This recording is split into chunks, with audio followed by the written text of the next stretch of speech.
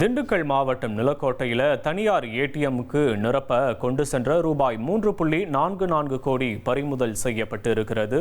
தேர்தல் பறக்கும் படையினர் தற்போது இதனை பறிமுதல் செய்திருக்கிறார்கள்.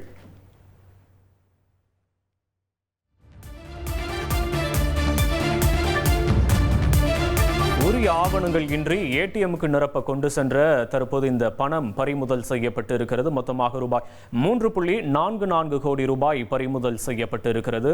பணத்தை பறிமுதல் செய்து தேர்தல் பறக்கும் படை அதிகாரிகள் நடவடிக்கை மேற்கொண்டு இருக்கிறார்கள். திண்டுக்கல் மாவட்டம் நிலக்கோட்டையில் தற்போது ஏடிஎம்முக்கு நிரப்ப கொண்டு சென்ற பணம் பறிமுதல் செய்யப்பட்டு இருக்கிறது.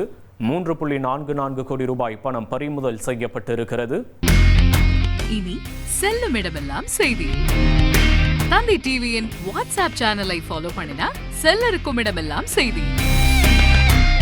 இதோ QR கோட் இப்பவே ஸ்கேன் பண்ணுங்க, ஃபாலோ பண்ணுங்க.